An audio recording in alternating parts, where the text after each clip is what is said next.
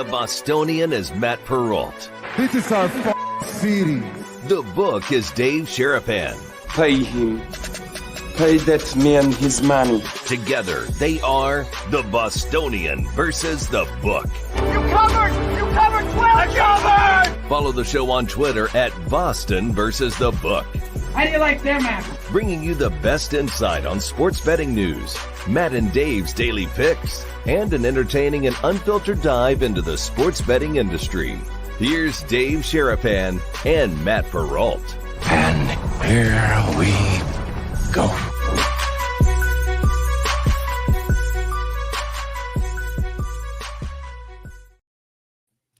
On time and off and running. How are you, boys and girls? Welcome into another episode of the Bostonian versus the Book. Dave Sherapan, TV Dave Sherapan, not Sports Grid TV, CBS Sports Network TV. Yeah. Dave Sherapan. More on that in a second here on the program.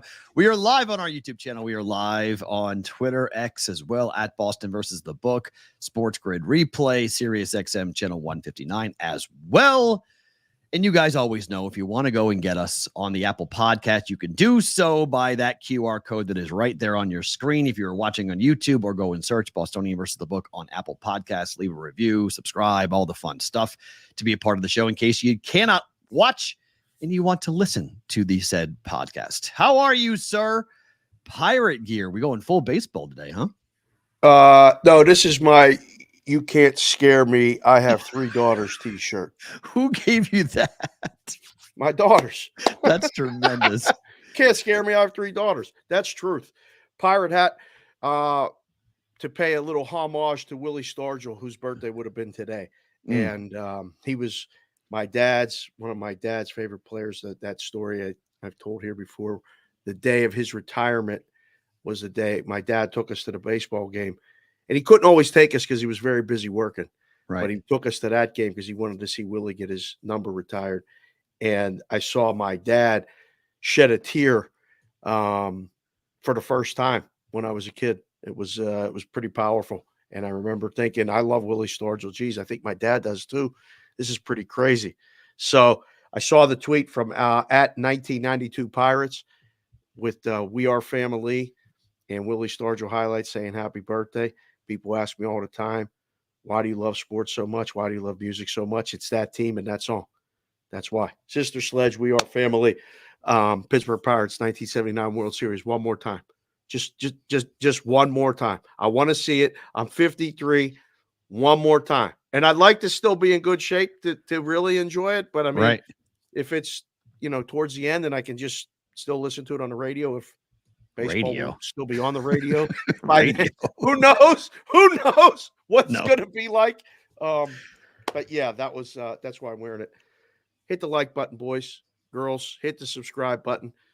P-Roll posted the audio for Apple Podcasts. You can get it anywhere. Spotify, Podbean, all these different apps. Learning all about these apps where you can find it. UNLV game last night. Were you watching? I was not. I was watching the game after you appeared on the screen, but I was watching the game. I did not see this. You next to our friends, two guys who have been on this very show with Maddie. The arm is Mo. I kind of cut Mo's head off there. On those. That's Mo in the bottom, wearing sunglasses, having a good old time. Yeah. Who were you with in that cup? Water for Mo. Not water. Lots of water. Yes, lots of water in that. Who were you with? Because I mean, it felt like you were with every bookmaker in Vegas last night. It's crazy, right? I decided in the afternoon when I saw the game started at 8 that I was going. Mm-hmm. I send it out to the family group chat. Does anybody want to go to UNLV game with me tonight? Instantaneously, no. From all of them. Very busy. Finished the show at 7 with Wetzel. Don't even change. I'm got the Carolina gear on for the show, so I wore it. Just grabbed my keys and off and running because I don't know if you've seen what they've done with the Tropicana exit off the 15. Yeah, it's bad. It's an abomination. It's bad. It's really what bad. They've done. Well, I didn't know, so I'm glad I left when I did. But I get down there, I buy a ticket outside from a guy. Perfect deal. He says, $50. I said, game's starting. We're not doing $50. That's above face. Well, yeah, it was above face, but I sat in section 116, which is about center court, a little bit up, Ooh, and I no. got in Okay. for less than 50. Good. I'll let you guys figure it out. Okay. I walk in and I'm starving. So I go to get a bratwurst and a Diet Pepsi, and standing next to the condiment thing, looking to go where his seat is Alan Berg. Now I go, hey, B, what are you doing here? He goes, what would you have made the odds on me being at a college basketball game? I said 1,000,000 to 1. He said, that's a good number. You still got it. I fell on the floor. I'm like, you're right. What are you doing here? He's like, I'm with Mo, Rexy, Lindemann. I'm like, oh no, it's an all-star line. What have we done here? What have we done? So he said, we're up at 220. I said, I'm down at 116. He said, I'll get down there if I secure a row, come down. Perfect. Okay. He's with a couple other guys, Dylan, who works at Circa. Everybody in the business. 8 o'clock starts are rare. Right. So everybody could go. And big game senior night, $2 beer night. Senior night, $2 beer night. That's what got Bing, everybody. bing, ding. So I'm walking by after I get my sandwich and drink. And in the beer line, Tim Murray, John Murray, the Murray twins, I like to call them, brothers, whatever. They're there. And then I said, where are your seats? They're in where I'm sitting next to them.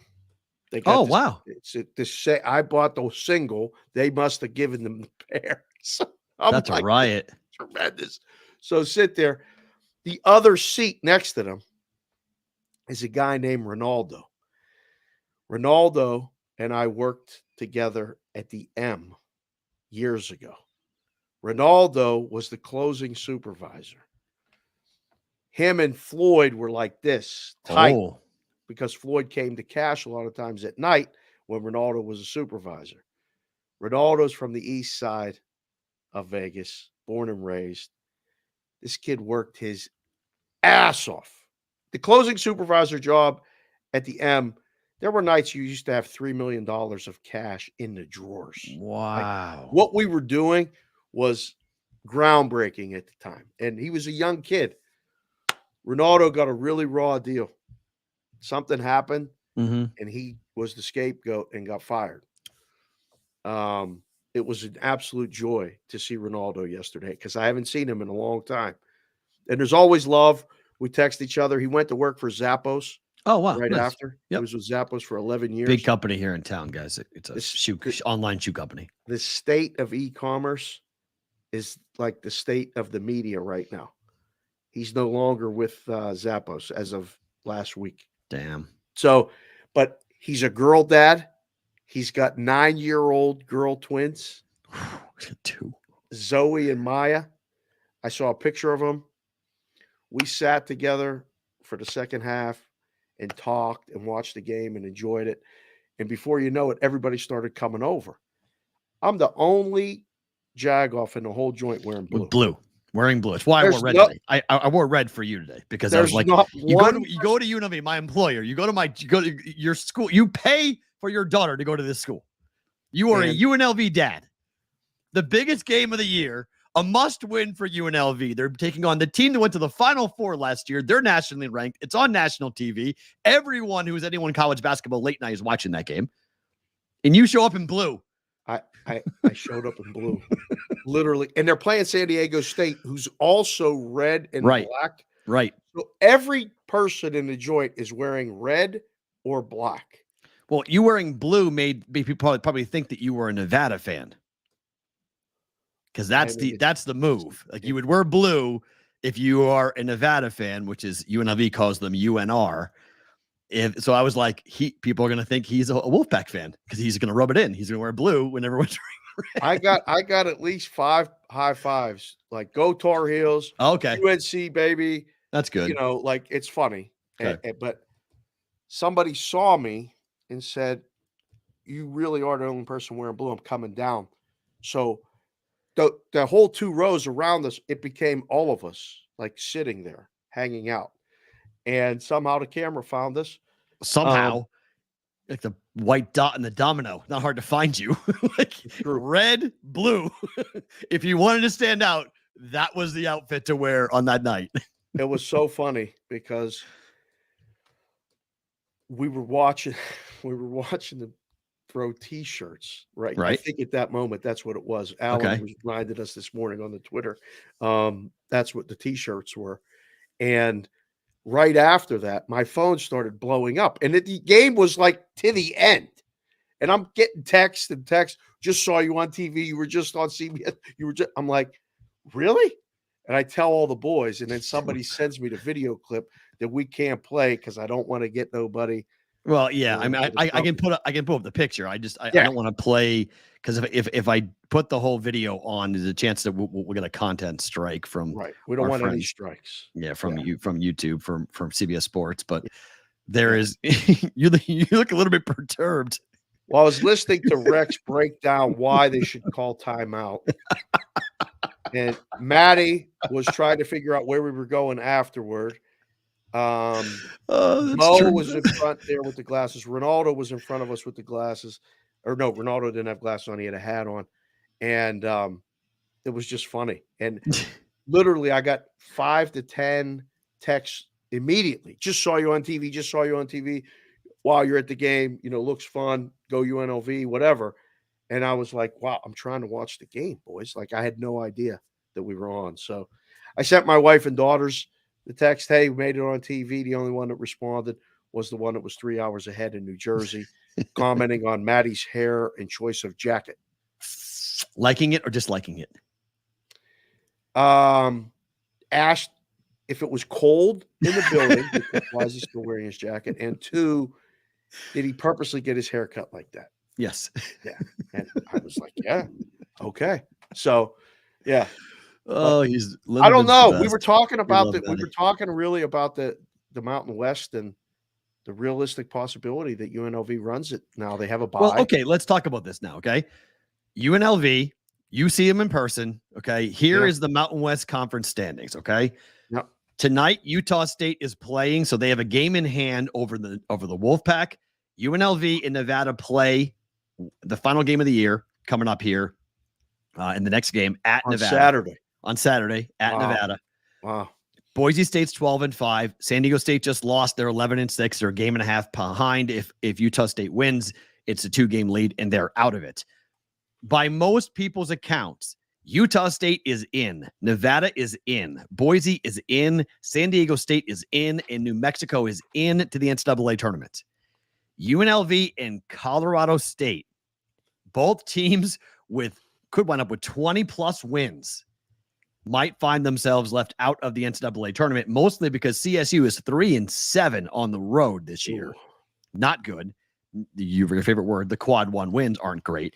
No. But look at UNLV, 11-4 at home, 7-2 away. The games that they have lost were on neutral courts.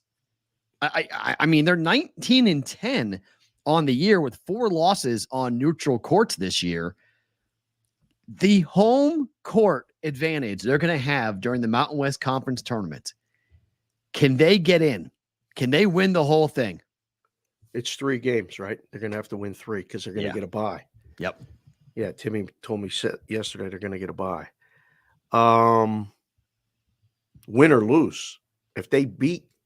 I think if they beat UNR on the road and win 1 game, that gives them, 21 wins? I think they're in. If they lose Saturday. I think 7 teams are going to get in for the Mountain West Conference. No, I don't think Colorado State will get in. No, that's 8. That would be 8. If it's CSU, that would be 8, right? Oh. Because the teams are, let me put it back up. Like at the top, 1, 2, 3, 4, 5. Yeah, I think right there, I think it's 4 that are in: Utah State, Nevada, Boise, and San Diego State. I think those 4 are in. I don't know if Nevada's the bubble team. Nevada's a touch on the bubble, but they've won 6 in a row, and they've been pretty hot, and they just had a huge win on the road against Colorado State, who, only 2 home losses all year. One of those home losses were to Nevada. So Yeah, I mean, I think Yeah, you're right I about think New Nevada. Mexico and Colorado State are they need to win, I think, 2 games to get in. 5-5 away, 3-7 away. You can be great at home. That's all well and good. I don't think those. I mean, their conference records 9-7 and 9-8. Like, it's By the way, just FYI, we just hit the largest in-person live crowd ever right now. Largest audience in the history of BVB right now. So thank you guys for watching. We appreciate you guys. If you're new to the show, welcome. Hit the subscribe button. Be a part of the program. Get in the live chat. Come on in. Be a part of it. That's fantastic. Yeah. Very good. I know Creighton was. Yes, they were.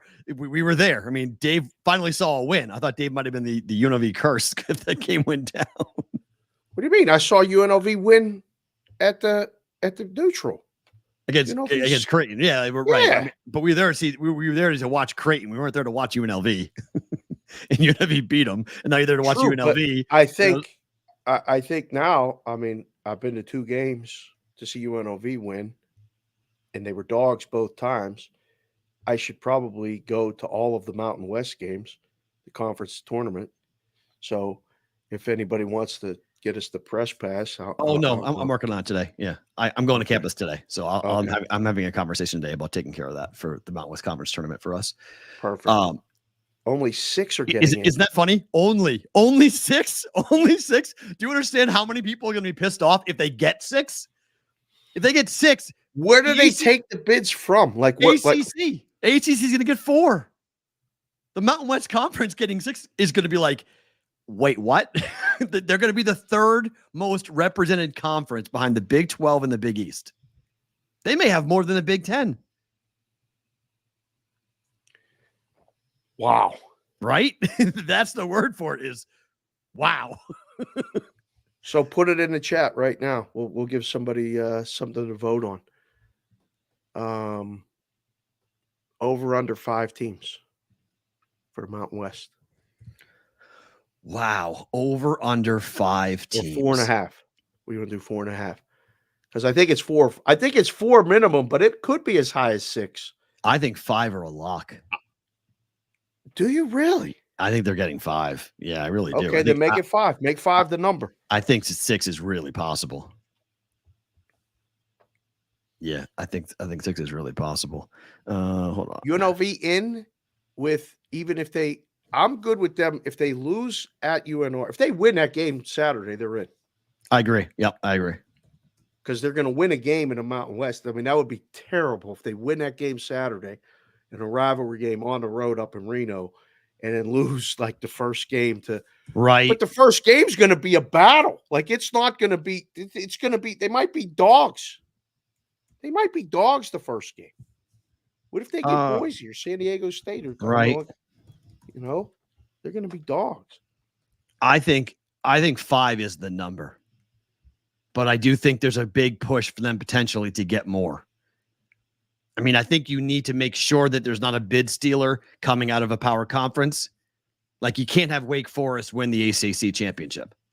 Like, you can't have a middle. Well, what team. happened yesterday in that Atlantic Sun? Lipscomb out, the number 1 seed is out. Like, yeah, right. Like, you can't have those things that pop in. There's all these. Yeah, I agree with Gora. 5's the floor. I agree with you. I think 6 and 7 is a real possibility, but you got to watch the other conferences, because you're right, Dave. The committee is going to sit there and go, okay, guys, we're lining it up. Wait, sorry, Will. What the fuck are we doing? We're putting how many Mountain West Conference teams in? Wait, we're going with 3 ACC guys. Hey, guys, who pays our checks? Are we so sure we're comfortable going ahead and putting double the Mountain West Conference over the ACC, or 2 more than the Big Ten? But when you look at it, I think it's deserved. Like, I don't agree. No. I'm a mid-major guy. I went to UMass. I covered Creighton during the Valley days. I love the mid-major. I love Drake.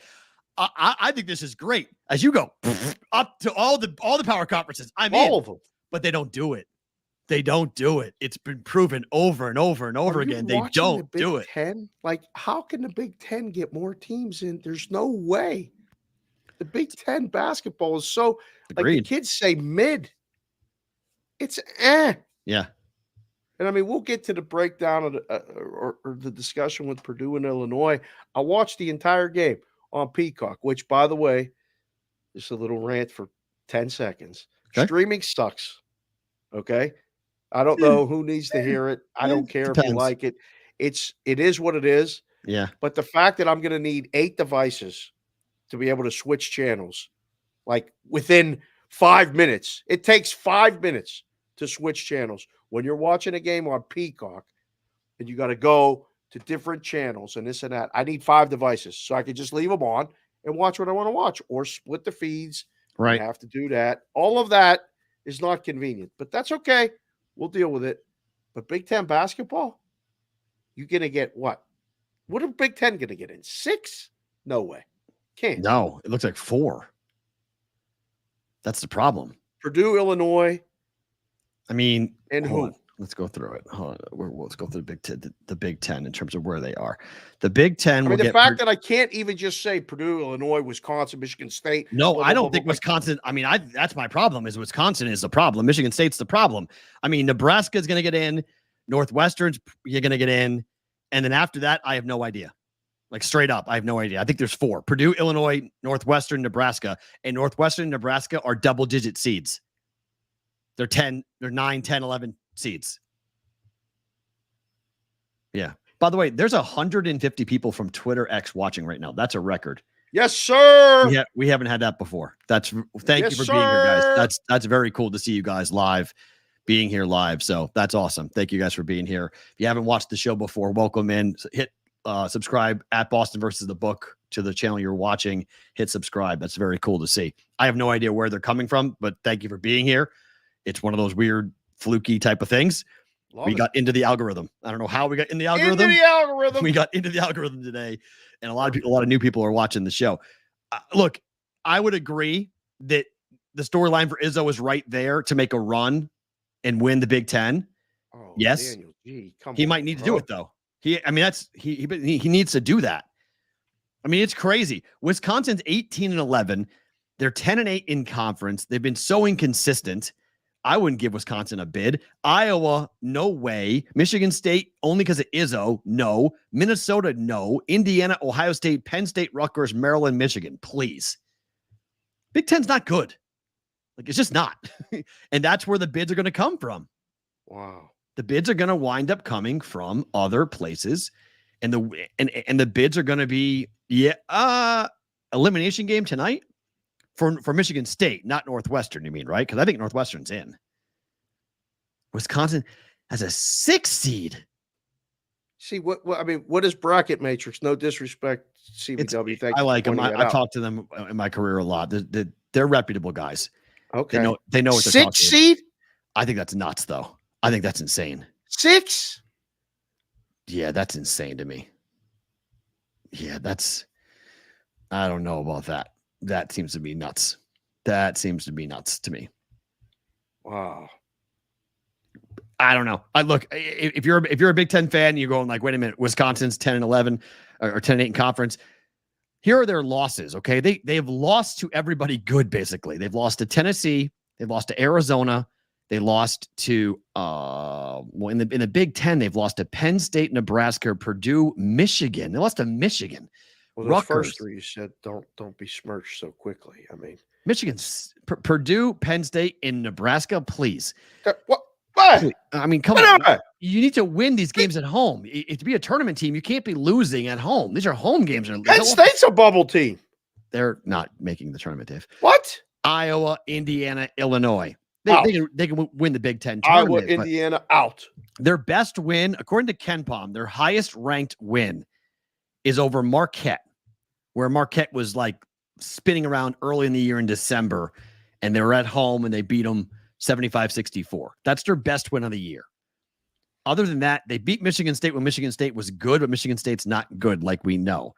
We got to tell everybody about the Resorts World live shows too, by the way, right now. There's 350 people in here watching the show right now. We're doing live shows at Resorts World on Thursday, the 21st, and Friday, the 22nd in Las Vegas at Resorts World at the bar called Red Tail. Matt and I walked it yesterday.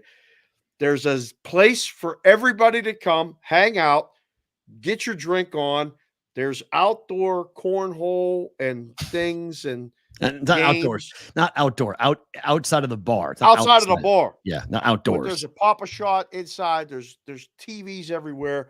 It's going to be expensive to come watch games in Vegas and sports books those 2 days. This one, you can come watch all the games with us, hang out.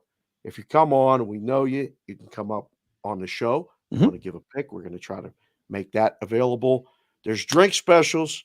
We met the boss yesterday. Come to the show. I was outside of UNLV, Thomas and Mack Center yesterday, inviting everybody. Listen, I was wearing Carolina blue, saying, come to Resorts World the 21st and 22nd. The show starts at 4. We're going to be there early setting up. Place to watch the game. Just keep that in mind. It's going to be awesome. For the room code. Yeah. What's the email, by the way? Tell them. AskTheBVB@gmail.com. Yes, sir. AskTheBVB@gmail.com. It's also on the bottom line, scrolling on the screen as well. On the bottom. So if you don't need it, you forget about it. It's right there. You can contact us. AskTheBVB. If you haven't done Vegas for March Madness, it's a good time to try it. Yes.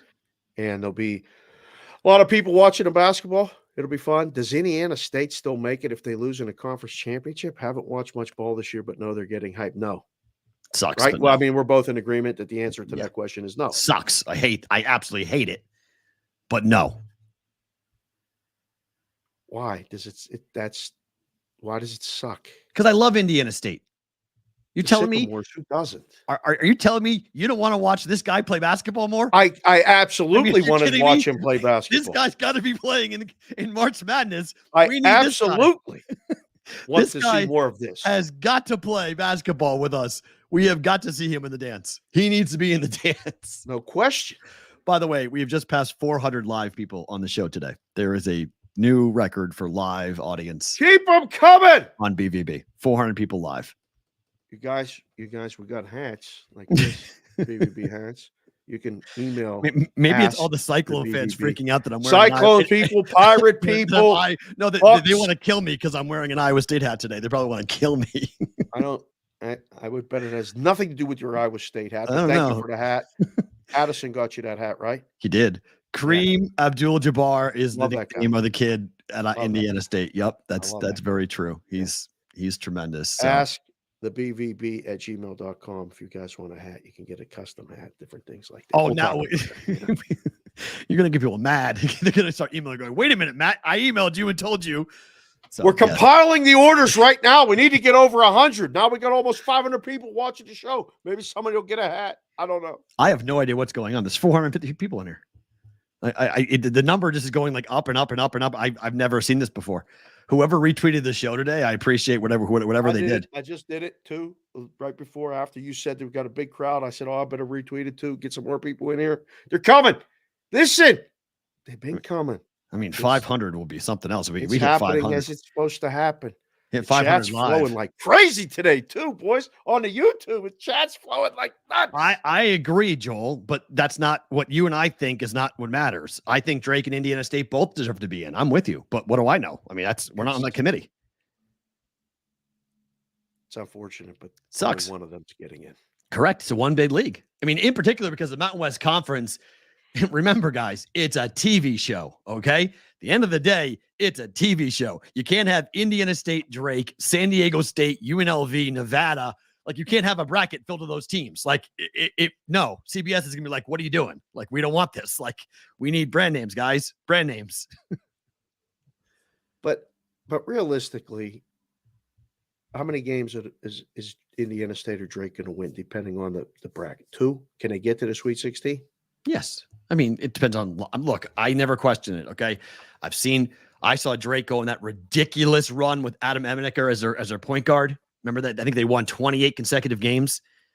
And I've seen UNI, Northern Iowa beat Kansas, Ali Farouk Manesh. Like, I don't put anything past. It's all about the draw, and it's all about the guys that are in that locker room as to whether or not they believe they can win 2 games. Wait, you were at that game when they beat Kansas? Oh yeah, I was courtside. Oh, that was a fun game. Oh my God, it was the greatest thing ever. I know Ali really well. I'm so proud. 500. There's 500. 500. Let's go. Nickel. That's a record. 500 live nickel. viewers. 500 live people watching. Thank you very much. That's awesome. You haven't seen that before. There's 500. But yes, I was there. I was courtside in Oklahoma City when Ali Farouk took the no, yes shot for the ages. Great. They were up by 2, could have dribbled it out, force a foul. Ali's like, screw you. Bam, in your eye. And again, I tell the story all the time. They showed his name card to the Kansas players, the Morris twins. Okay, remember that was the Morris twin team. Yeah. I was in the locker room when Kansas, it started my hatred of Kansas City, by the way. But I watched the media hand a sheet for names, and they taped them giggling, trying to say his name. It was hard to say. Giggling, Ali Farouk. It was the most insulting thing I had ever seen a media member do, and a team that was the number 1 seed overall, playing them thinking they were going to be a cupcake walkover. And I was like, man alive, this is a movie. Like, this is a movie. You got a bunch of kids from Cedar Rapids, Iowa. You got Ben Jacobson. No one's giving these guys a shot in the dark. And there's 4 seniors on that team who don't care about the KU name. Ooh. And they played their asses off. And when it came time to shut the door, Ali Farouk had brass balls the size of moons. Like the guy that got stung by the scorpion yesterday. I mean, that shot, literally, I was literally diagonal. I was on the far end, all the way down by the basket. So I had a direct shot at Ali, and I saw him dribbling, and I was like, oh my. I look at his face. I saw it. I was like, he's shooting that ball. Up, bang, game over. Northern Iowa knocks out the number 1 seed in Kansas. By far the best college basketball game from a tournament perspective I've ever seen, I've ever been at. That locker room, I will never forget that locker room. It was, again, something out of a movie. You got a bunch of 3- and 2-star kids that nobody wanted but Ben Jacobson to be in that locker room. And he just walked in and he goes, you guys just shocked the world. First thing that said to the team, you shocked the world. And they went crazy. Yeah. That was so fun. That was one of my most enjoyable years. Why are they screwing this up? We talked about it yesterday. Why are we adding teams to this? Why are we? We've got to get Barry Hinson on the show. I'm going to get Barry Hinson on this show because he needs to do exactly what you just said. Because Barry Hinson will say it better than I can about they are the magic. They are the magic of the entire thing. It's why we watch. And people say this. They go, the TV executives say this. You guys love the first 2 weekends. You love the upsets. You love the Cinderella until you get to the Final Four. And then you stop watching. Yeah. Because the numbers bear it out. When it's not Duke, when it's not Carolina, when it's not Kentucky, when it's not Kansas playing in the Final Four, and it's San Diego State, or it's George Mason, or it's Butler. It's fine for you and me. It's not fine for the casual who turns on the Final Four for the first time or college basketball for the first time. I understand, but that's what they're doing with the college football playoff too. Like, it's going. Yes, they want all the blue bloods. Yes, they want all the old established programs, but the first 2 weeks are magic because of these other teams. Like, if they win, it's even better. Story, is it better ratings? No. So what? Figure it out. It's the game. It's the game. Like, I don't know. It's just, don't water it down. No, just let it go. Whoa. Okay. Now this is amazing. This is only a Des Moines, Iowa person knows this. AOWN. Wait, this is Iowa humor here. Where are you? No, this is not Iowa humor. This is real. Where are you, AOWN? Because you're in Des Moines. Because the Adam Emenecker burger is at a joint that's across the street from Drake University. And it's on the menu now. Emenecker is a friend of mine too. And he's a great dude. Went into broadcasting for a little while and then went into a private business venture afterwards. Okay. He's a good dude. I met so many. I mean, Clayton Corver was on that team. Adam Emenecker was on that team. Like, there's guys I made friends with that I'm friends with to this day. Ali Farouk is on the coaching staff for Colorado State. Like, Drake, I will always love my Creighton Blue Jays. I am a diehard J, but my 2 years in Des Moines was really special because the teams I got to cover with Drake in Northern Iowa. Right. And there is a burger called the Adam Emenecker burger that still exists to this day. And it's a big ass burger. He did it with up your heart. That's well, no, because they Man versus Food went there and tried to eat it. Remember that show, Man versus Food? Yeah. When they had the gigantic thing. Yeah, I think the Adam Emenecker burger is part of the Man versus Food thing. Okay. So that's Oh, he's 2 hours from. Yeah, Jethro's expanded. Really? Jethro's expanded out? Jethro's Barbecue is where the Adam Emery Burger is. Shout out to Des Moines, Iowa. That's awesome. Look at that. There's some inside school for you Midwestern people. I don't know what is going on right now, but we got to figure this out because we just hit 600. I don't know what's going on. But if you guys are looking to come to Vegas to sign up for the contest, sign up with the Brigade Proxy Service too. You can follow it at Brigade Proxy on the X. We'll meet you at the book. Sign you up for the contest. Sign-ups aren't open yet. They're not open for March Madness. The first order of business is the shows for Resorts World. But keep the Brigade Proxy Service on your radar for when they open it up, probably the end of May, beginning of June. We'll be here all summer signing people up. Come on, let's go. That's another reminder. I don't know what's going on Twitter today. It's a Twitter. Something's up with Twitter today. It's awesome. Thank you for being here. March 6th. All of you. Thank you for Appreciate you guys being here. Yeah. So what else happened last night? Well, my Boston Celtics. Oh my. Up by 22 in the fourth quarter. 11-game win streak snapped. Jason Tatum got fouled. Down by 105-104. Right. They challenged and they overturned. Right. No call. Game over. Yep. What does this do for Thursday? Boston at the Nuggets. You see what the Nuggets did? I forget. What did they do? 9-point favorites against Phoenix, lost by 10 in That's overtime. right. Yeah, that's right. Okay. The Suns. They both lost with this game coming up Thursday. What does this do to the game Thursday? Nothing. It's just nothing. No, it doesn't do anything. I don't know. I disagree with that. What do you think? Boston had to answer some pretty tough questions after the game. So a lot of people questioning the Celtics right now. What are they questioning? Austin Rivers is questioning whether they can win in the crunch time, whether they're clutch or not. On national TV, coming out and saying, "I don't think Boston's very clutch." It's like, okay, sure, Austin Rivers, sure. Austin's dad is who? Doc. Doc is coaching who? The Milwaukee Bucks. It's interesting dynamic. Is it ever? Is it ever? Like you like to say, interesting. Yeah. I said, April Fool's is in 3 weeks, buddy. Wait for a couple of weeks and then drop that joke. Okay. Right?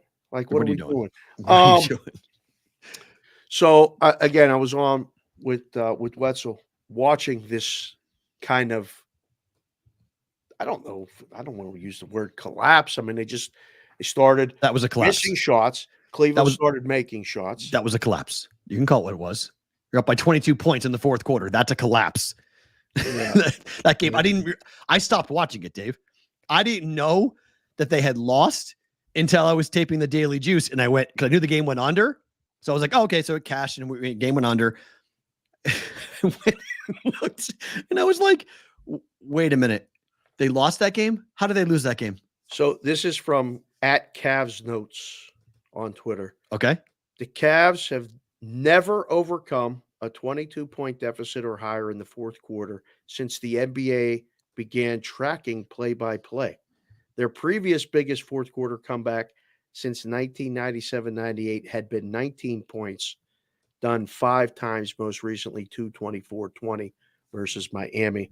This is via Elias Sports, @Elias Sports. Wow. The question that came to me and Wetzel was from Patrick Foster, who you met when he was here. Yep. He's a diehard Celtics fan. He's questioning the inability or the stubbornness of Mazzulla to not call a timeout. He did not call a timeout during his run. Yep. One timeout, he said he used. He likes to sit like he used the Phil Jackson example. Phil Jackson, apparently with the Bulls, when they would have losses like this, he let them wear it.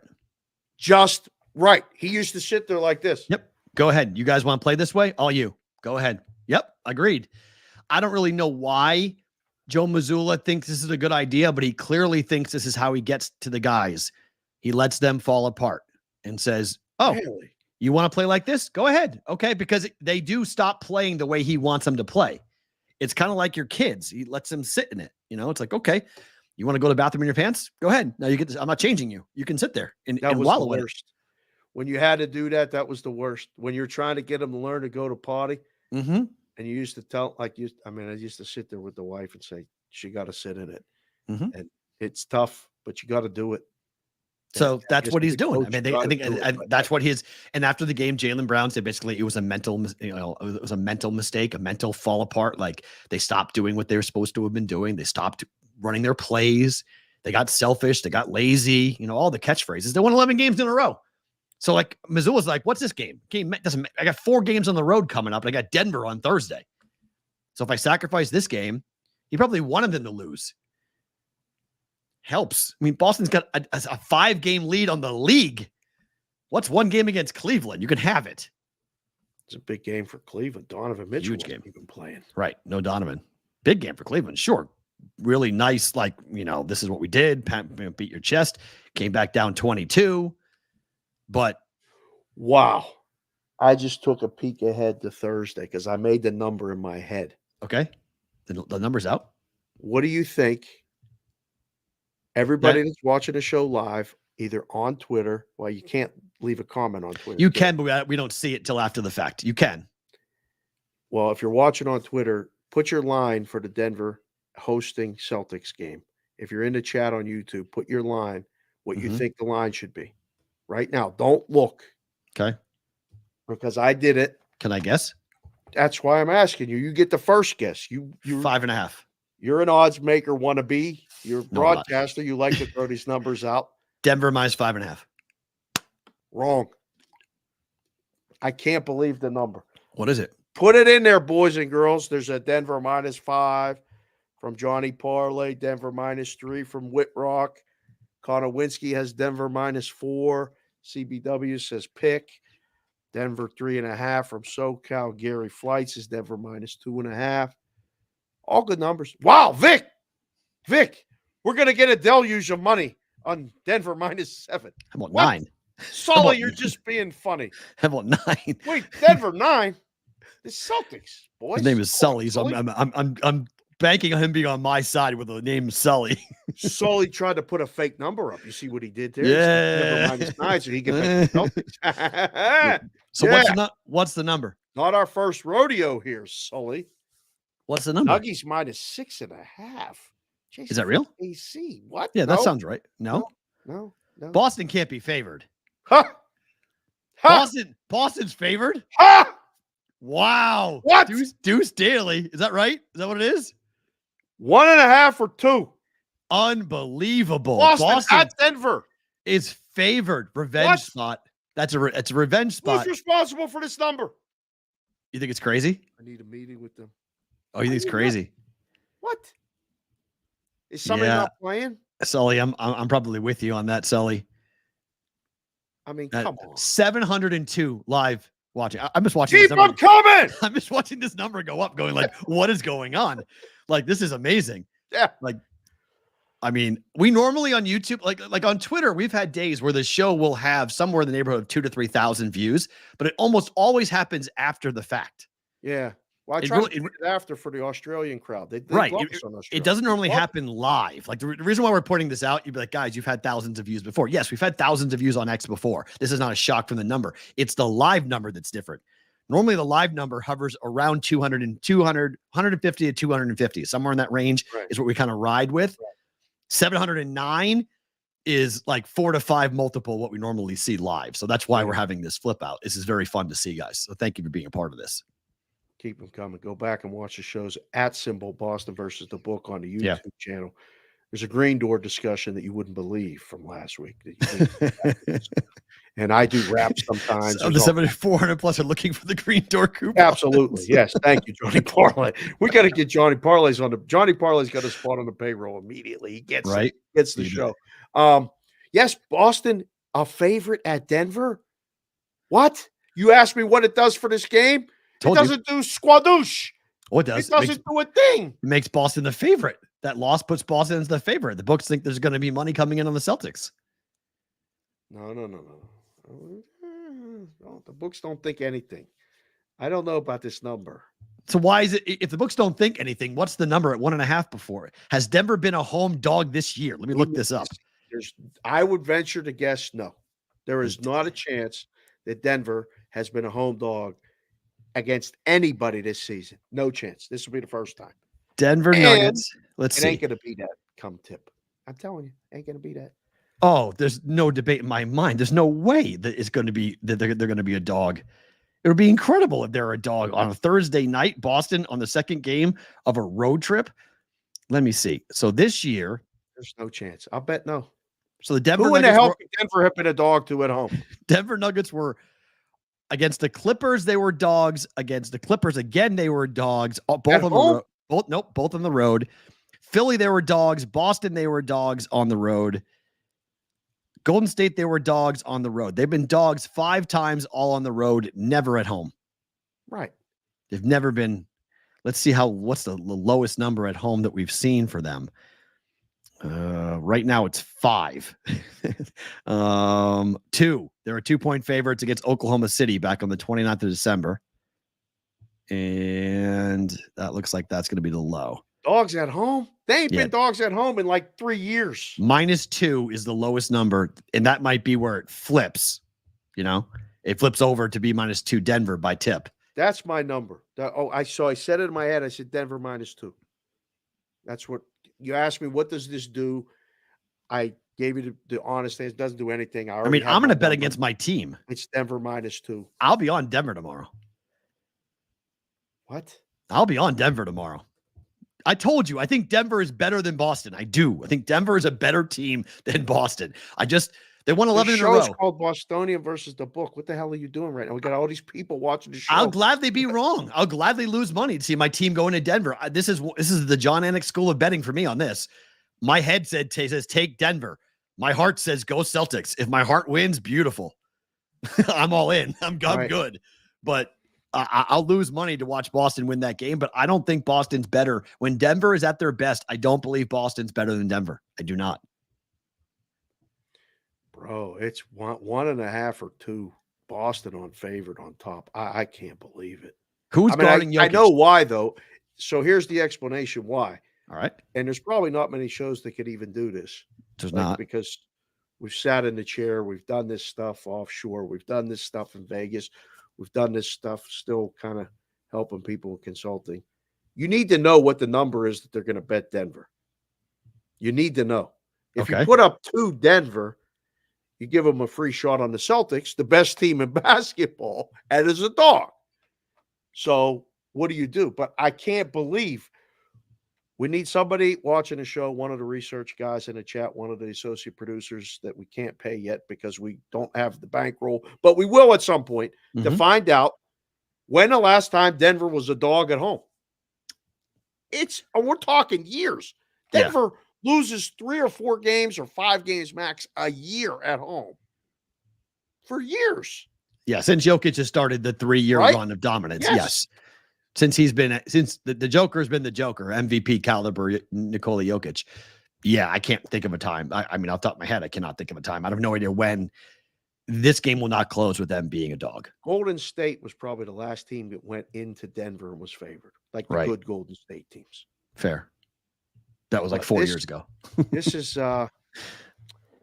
is becoming must-watch television. I'm going to have to clear out. Thursday is that game tomorrow night is clear off the schedule to watch that game. Yeah. Yeah. I mean, as far as NBA goes, that's good. Yeah, clear off the schedule.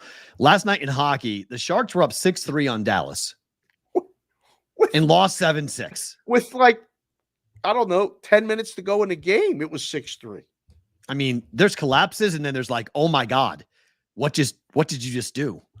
Like, how did that happen? That was my phone kept on going bzz, bzz, bzz, bzz. I was like, why? I was like, what is going on with Dallas? Explain why your phone, because he has his phone connected to an app called Flash Score. And every goal in hockey goes to my watch. Buzzes. So if you ever sit with P-Roll at dinner or hanging out, whatever, and he's going, zzz, zzz, zzz, it means there's a lot of goals being scored in the NHL. It's hilarious because when it goes like that quickly, the logo pops up on my Apple Watch. So the logo you see who scores. So it's just like it was. I thought it was like the same goal. I thought it was the same game. I was like stars. Like, stars. I'm like, wait a minute, no. It's like I looked at it. It was 6-6. It was like 6-6. So then I had to go and like, wait a minute. Okay, what the hell happened in the second period? And I was like, there were 4 goals scored in the second period. didn't just go over the 1.5 goals. It flew over the 1.5 goals for Dallas again. By the way, SoCal DGen says April 9th of 2023, Nuggets were 5.5-point dogs at home to the Kings. So last April, a year ago. Wow, what'd they do that game? And they must have yanked in April. They probably pulled everyone off the court. Murray didn't play. I bet they covered. Probably. Jokic didn't play. Murray didn't play. That's one of the games where they just said, sit everybody down. It's April. We don't need it. We're up by, we're the 1 seed locked up. Sit everybody down. Like, we're all good. That's a month from now. Think about where the NBA is in mid-April. The playoffs start in late April, early May. So that was a clear out game. So how about a non-situation where the playoffs were going in? Denver was, oh, wow. Dogs 4 times last year. They went 4-0 ATS. Well, JC from KC said that, but Johnny Parlay said it was the year before. So there's a little bit of discretion right now. So Denver wasn't a home dog last year. Right. Yeah. He says Denver wasn't a home dog last year. Went 4-0 the season before. Right. So JCVKC, you might be looking at 2022-23, not 23-24. Remember, it crosses over years. Oh no, he's wrong. Johnny Parlay says I'm wrong. He said I'm wrong. Okay. So he's Johnny right. Parlay can't be wrong like that. Come on. So JCVKC's right. Just kidding. Okay. Thank you, JC from KC. Look, boys and girls, that's what we do on the show. I mean, it's an interactive show. Yep. So if you come here every day, you can kind of interact with us live as we do it.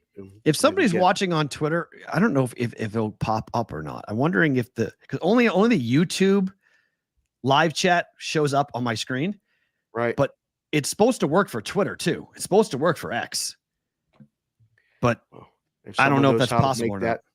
Visible or see it, please email the show. Oh, because I can't post it actually. If I can't post to X, maybe I can't see from X either. Okay. So yeah, it says some comments from some destinations cannot work. So maybe that's why, because we're on 2 different, we're streaming on 2 different accounts.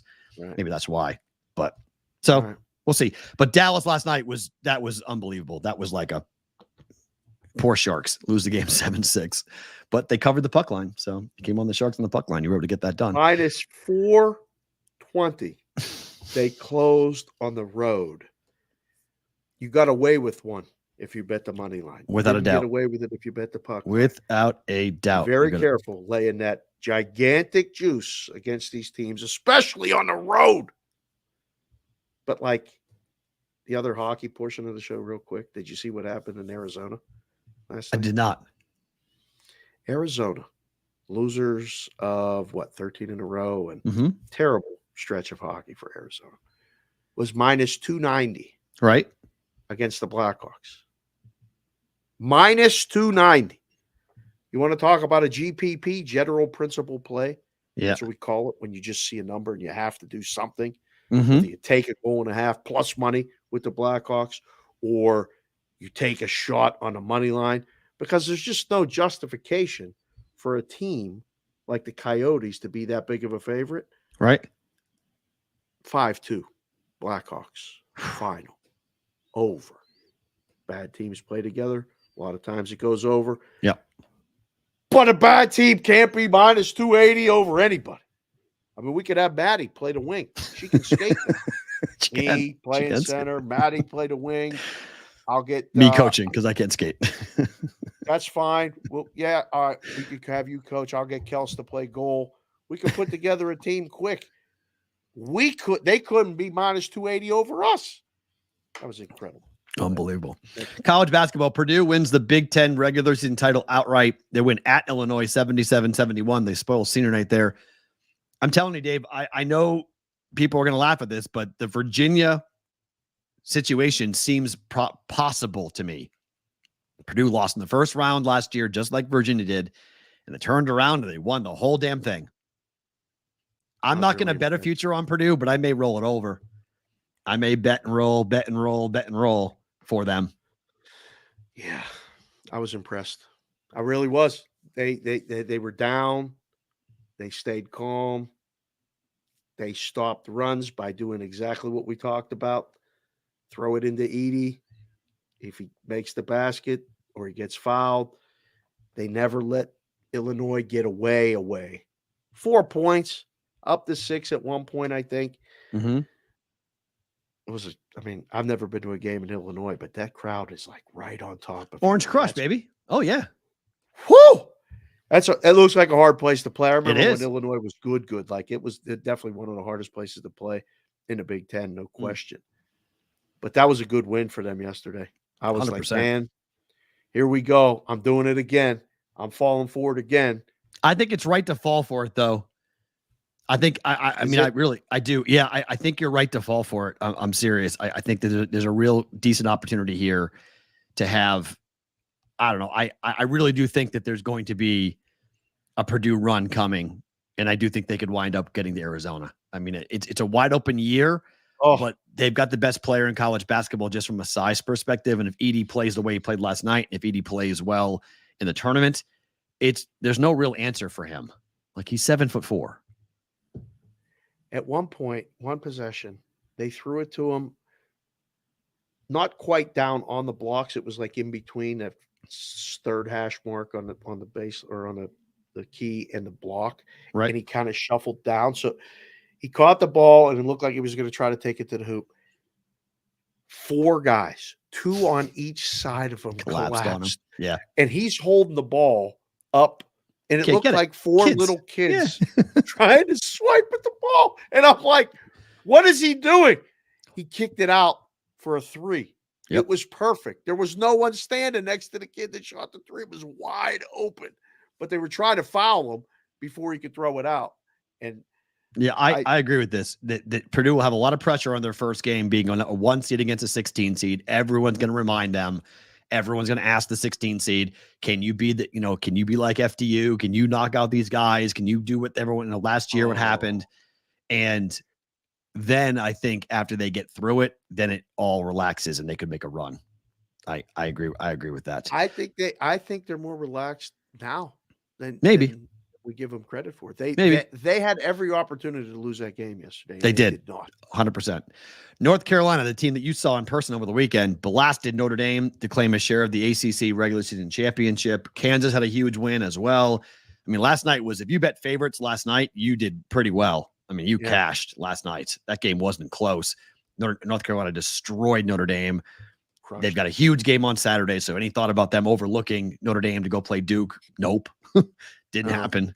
So now they won all 3 of those games on the Miami, NC State, and now Notre Dame, that 3-game stretch at home that they had to end the year. Senior day, big win, easy cover.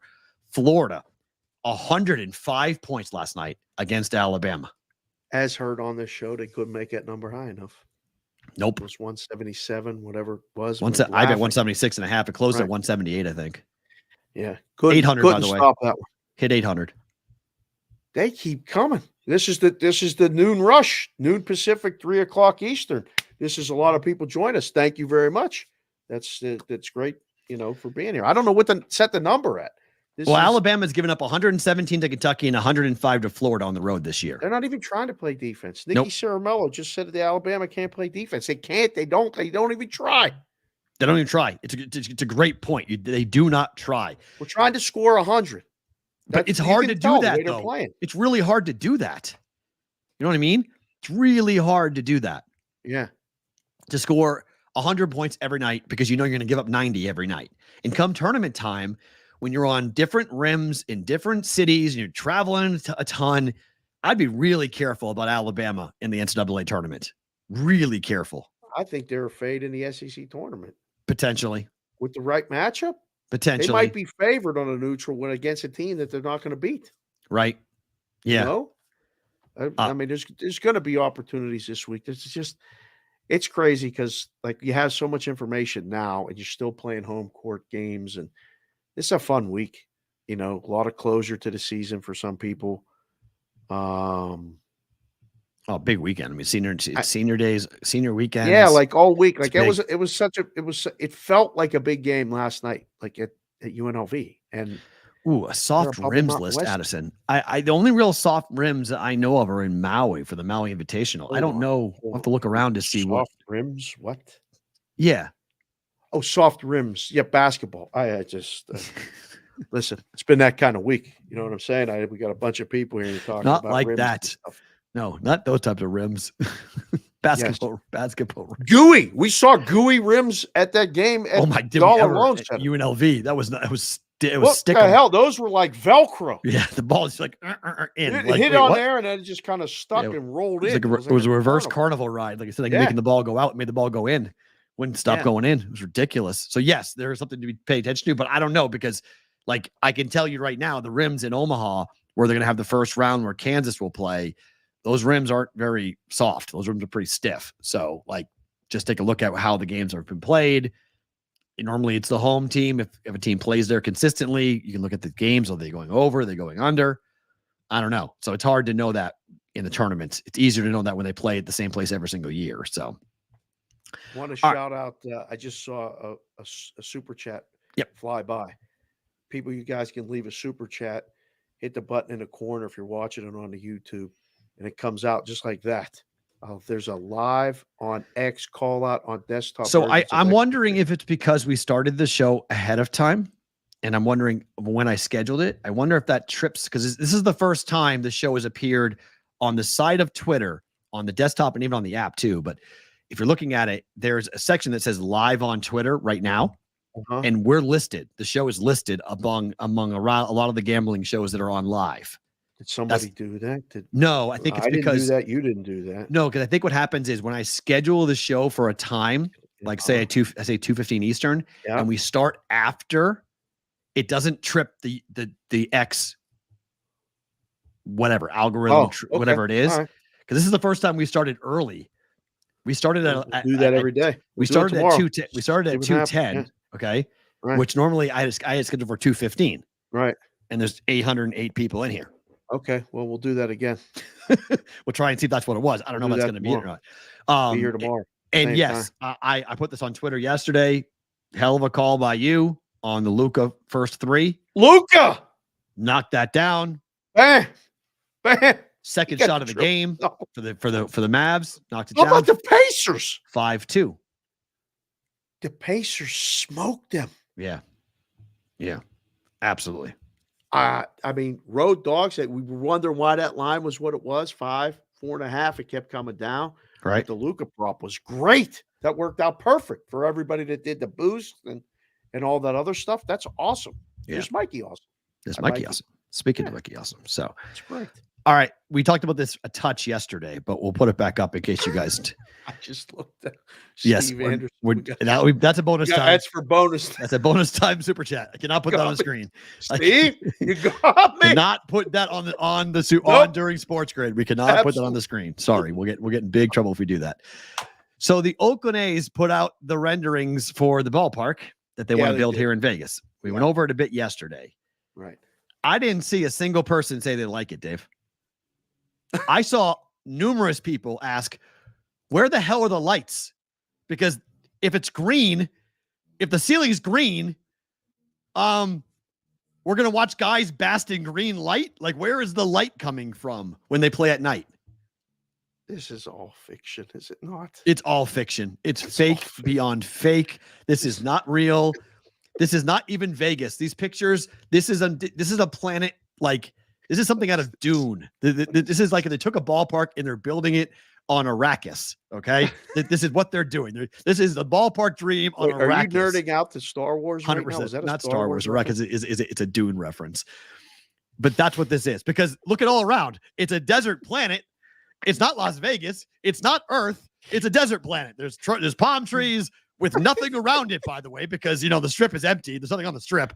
And then it's somewhere that's like really far away from the bottom left-hand corner one that MGM Grand is like kind of on the right-hand side, but like there's no other strip properties anywhere on the strip besides a couple of MGM properties that look like they're 5 miles away. Yeah. And the top left-hand corner, I have no idea what's going on because the fact that they think that a sunrise is going to be seen from behind the ballpark is absolutely laughable. More likely to see a crackhead fall down and break his neck behind that than you would a sunset going on in Vegas. Yeah. Like that is the most ridiculous thing that the team has put out a lot of dumb things over the years, but that rendering is right up there. Well, I don't know who that's for. Like that's for the investors. It's for the council. Like somebody's going to go, wow. They're going to play baseball in this. Look at that building. It's such a nice structure. Well, Yeah, don't worry. We'll put the lights in. That's. Don't worry about it. It's going to Roger be on Long. that corner. Roger, me and you got to talk Dune. This is phenomenal. He's making Dune references. I didn't think Roger would be on my Dune trip. That's great. That's phenomenal. You can talk. I'm like seriously obsessed with that movie, Dave. By the way, I'm like deeply obsessed. What? I've watched Dune 1 like 3 times now in the last 2 weeks, and I'm gonna go see 2 again, or part 2 again. It's crazy. As a Star Wars nut, I feel like my childhood just got flipped on its head. Really? Well, because Dune was written in 1965. Star Wars came out in 1977. Star Wars lifted all sorts of storylines from Dune.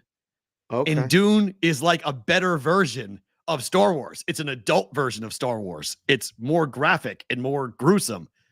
As Dune is if Star Wars met Game of Thrones had a weird baby. Yeah. A very blue-eyed weird baby. Oh, it is. Zendaya is amazing. It is.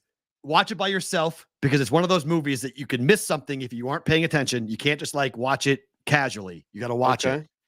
But it's better than Star Wars. I said, You're a Star Wars freak. I said to somebody who I've known for 20 years, I said, Dune is better than Star Wars. And they almost fell over. They go, what the hell are you talking about? Yeah. Are you crazy? And I go, I'm serious. It's better. It's going to be now. It won't be the same level. This is the movie review portion of the show. Jimmy Jack, you're wrong. You are so wrong. Dune 1 was not boring. Oh my God. Dune 1 was not even close to being boring. Are you kidding me? It was unbelievable. Oh, it was so good. That I am obsessed. Like seriously, I am like legitimately obsessed. And I think I like it better than Star Wars. And I can't believe it because I am a psychotic Star Wars person. And I think Dune's better. I think the storyline's better. Gonna have to watch it. I remember seeing Star Wars in a movie theater. Yeah. See Dune 1 and then go see Dune 2 in the theaters before it leaves because it's worth it. Yeah, I remember leaving and just telling my mom and dad and brothers, my sisters weren't even born. With Body Luke. There's a real geek out number. You have to be. That's a joke. You got to be able to know the movie to understand that. That's awesome. Paul Atreides is coming from you. Paul Atreides is he's the Messiah character of like Luke, like they're comparative in Star Wars. Like if you see yes, I agree. Steve, I'm a huge Zendaya fan. Zendaya is my new obsession. I everything she does is unbelievable. She's in so many different types of shows and movies and like triple threat, act, sing, dance. Let's get an idea who is watching the show right now. Okay. Demographic wise. Vote if you want to put up a poll or just put it in the chat. Okay. Did you see Star Wars in the movie theater? Which one? I saw starting it on. I saw as of Empire Strikes Back on. I was too young for Star Wars 1. Okay. Yeah, so just see who's watching the show. Star Wars. welcome to my celebrity crush, Jimmy Jack. Sydney Sweeney. Oh my God. Oh. She's on the list. She's the number 1 on the list. Oh, number 1. She's number 1 on the list. If you want to go, what type of guy what girl does Matt like? There would be my yes. Yeah, I'm a big fan. Okay. Big fan of her. She's a dime. She's a quarter. She's more than a dime. Star Wars at the drive-in. No, that's at the different. Drive-in. That's solid. Good job, football guy 97. I was dragged to Star Wars as a toddler. See? Wait, now these people exist, and I can't believe they exist. They've never seen Star Wars. That's unbelievable. Hey, Dow, I can't help you right now. Never seen Star Wars. Can't help you. I don't know. Jimmy Jack, there are not girls like I live here in Vegas, my friend. There are not girls like Sydney Sweeney who are at the Vegas pools. That is not true. No, it's not true. Oh, there are. If there are, they are there to film certain types of shows. That's not true. Just saying. Actresses. They're not all actresses. That actors really they act. You watch that for the act. You watch that for the acting. Artists. They hang out by the pool during the day. Yeah. And they're artists. Swim. Sure. Yeah. Come into sports books, make bets. I seen them in there too. Right. Yeah. Jeez. Same here. Never seen any Star Wars. That's CBW. amazing. That's amazing. Movies the animated series. Space. Francisco, he's coming, by the way. Francisco got your email, by the way, bud. Looking forward to see you. Can't wait to see you for the live show. Cho is coming? He's coming. He sent us a long email. Thank you. I'll get to it later in the week. He has some questions for us, but he's coming in.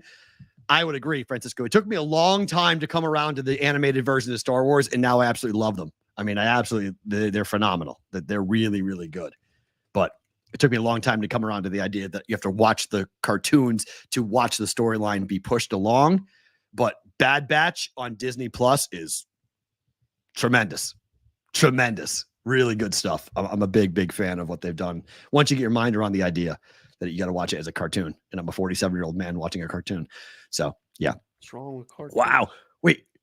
Star Wars in 1984, they saw the original Dune. They handed out a glossary of terms at the theater. That's awesome. You know you're at a geek movie when they got to give you a glossary. Are you serious? You know you're at a geek movie when they hand you a glossary to say here's how to follow along. That is fantastic. I mean, I don't remember that. 1984, I was turning 14. Okay. So I don't remember. Why do I not know anything about this Dune movie? It was a cult classic in the early 80s. It was a cult classic. Yeah. Yeah, must have already been. Yeah, Roger Long. We know you're going to be there, Roger. Looking forward to seeing you. Coming on into the live shows. You shows. guys can talk about Dune in person. Oh, 100%. That's what I mean. That's why I saw it. I was like, Roger, you and I are going to talk about Dune. We got to talk about Dune and how many more movies are they going to make out of it, because they're going to make more, because the way it ends, it's they're going to make more. It's phenomenal. Oh my goodness. Absolutely phenomenal. I mean, absolutely in love with it. All right. Let's get into, let's talk about this. There is a bill that is going to be out here. Maryland's going to mandate sports betting content audits, but the bill is an add-on to what they already are doing in Maryland. The new add-on essentially is going to require any legal sports book to pay an audit system to audit anyone and everyone who is going to give out picks, who works for a said sports book. Yeah. It does nothing for anybody who is unaffiliated with a sports book, right? Who wants to give out picks in place. Jobs are going away. This is dumb. This does not do anything. This is really dumb to have someone who's unaffiliated with a sports book. If you're sponsored by a sports book, you also fall under this purview. Correct. By the way, if you get money from a sports book, yeah, you have to be audited for the way you're giving picks in place. But if you're not, if you're just someone who gives out bets and sells picks, you are not affected by this. Correct. What are we doing?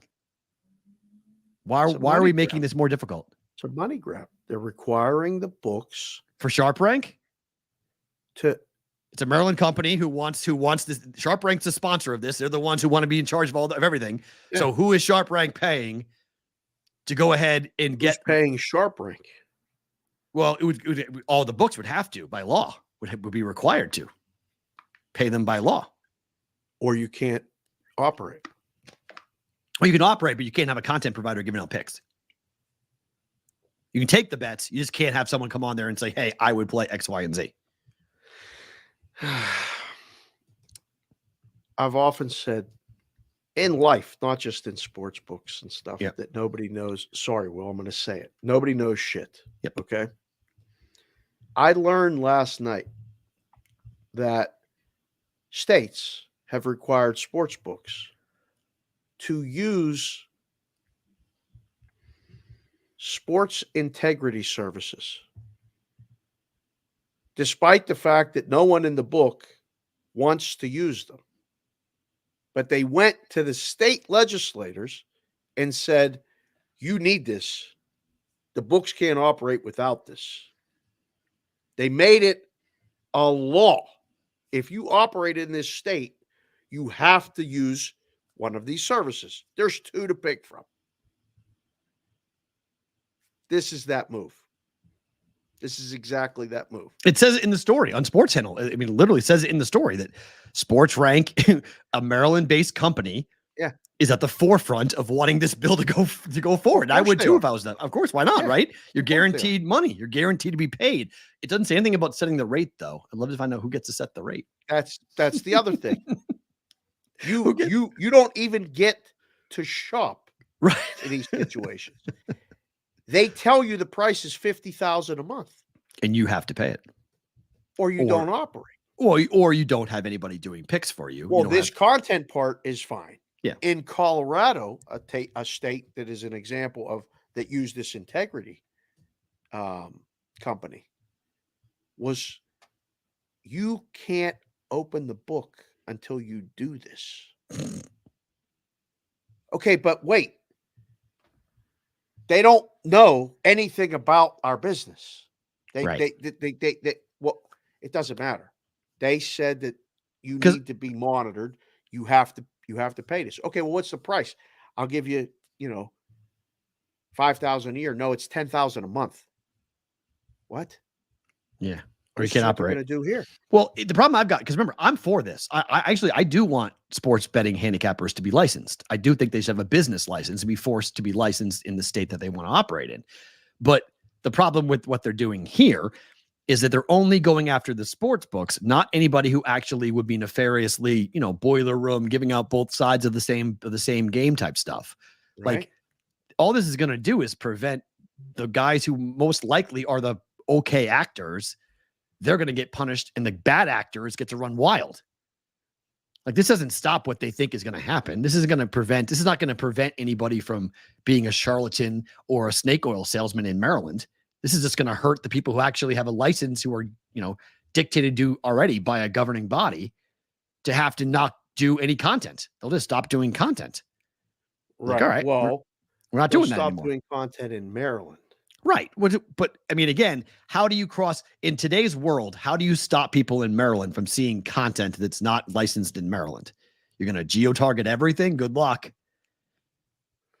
That's the problem with this whole thing. It doesn't make any sense. It's just, again, it looks like a money grab without any real impact on the market. Looks like a money grab. It is a money grab. The show we do here every day. And again, big crowd today. Thank you for being here. Appreciate all of you. Hit the like button, hit the subscribe button on the YouTube channel, @ Boston versus the book. We speak the truth here. Whether you like it or not, we try to do our best. We appreciate all of you being here. But we can't BS you. That is a money grab. It is. Mm-hmm. There's no other way to say it. Does it help content providers? No. Does it hold them accountable? Yes. Should it be done more? Maybe. But who's monitoring the monitors? Right. Who's like, what? And it's not all, it's just some. If you're associated with a sports book. Well, what if I'm associated with them all? What if this segment's brought to you by one, and this segment's brought to you by another, and this segment's brought to you by another? What are we talking about here? It's a lot of fugazi stuff going on. It's a lot of fake stuff. Don't know. It's very, very weird. I don't know. Oh, really? You can't access OddsShark? You can't access these guys in Maryland? You can't see OddsShark in Maryland? Really? At work. Yeah, so your work is your work's yeah. Your work is Football blocking Guy that. 97. Okay, there they we don't go. want you checking numbers and stuff on that. Yeah, I was like, there's no way. They blocked us at the book. They blocked us at the book. From what? From all of this stuff. From OddsSharks or from handicap? Just anything that was. I mean, they wiped a big brush and wiped out like stuff that you needed for work. And it was like, wait a second, what do you mean we can't access this? And I don't know. This is no good. I want to take a moment and welcome one of my dear friends, Brooklyn Joe. Brooklyn Joe is watching the show right now. Nice. If Brooklyn Joe could figure out how to watch the show and hit the like button and subscribe button, anybody can. Okay. I work next to Brooklyn Joe, one of the best year and a half of my life. Every day I was at 9:05. He was at 9:06. He's watching the show. Big Ranger fan. They're not winning the Stanley Cup, Joe. I hate to tell you, they're not winning the Stanley Cup. They're good. They might. They're not. Love you, brother. Go ahead. Let's get to the games tonight. Let's talk about Cleveland at Atlanta tonight. They're laying 2.5. The total is 214.5. This number crashed of sorts. Wait, so you're good with the NBA now? Like, you're good with this? You've been rolling with the NBA. Only NBA unders. I'm not betting anything else but NBA unders. That's all. I'm not betting sides. I'm not betting overs. I'm betting strictly one-way action. NBA unders. Didn't get it. I went 1-1 last night. Yeah. But the over in the Bama game got me there. So That's okay. yeah, 2-1 night. I'll take 2-1. I mean 2-1 Monday, 2-1 Tuesday. 2-1 for 2 years. We can take a year off. Yeah, I'm good. 2-1 for 2 years is good. Yeah, Yes. I'll take it. I'll take it on this. Yeah. This number opened from a total perspective at 227. Sorry, no, 222. It's down to 214.5. Oh, my Lord. Big crash here. 7 points. Back-to-back Cleveland after their win over Boston. Atlanta, the open actually had this as Cleveland the favorite. And now it's 2.5 on Atlanta. Well, they just came off that big win. Maybe they had a plane issue getting to Atlanta or something. I don't know. Wow. Oh man, it's 215 pretty much market 214.5. No, 214. At FanDuel. At South Point 214, DraftKings 214, Caesars 214.5. They're all 214.5. Superbook's off market. They're 215.5 at Superbook. How low could you go? How low can you go? 214.5. Holy crap. You know what's happening in the in-game too with this stuff? I got a much better number, by the way. Yeah. They're moving these things over aggressive now early. Interesting. So you're seeing we're used to inch it down. Like there was a game yesterday that closed 212. It was 186.5, like in the third quarter. This is something that I want to talk real quick about because I appreciate that, Whitrock. But here's, if you guys are going to bet NBA, okay, this is what I do. Okay. I have this number. I have 217.5.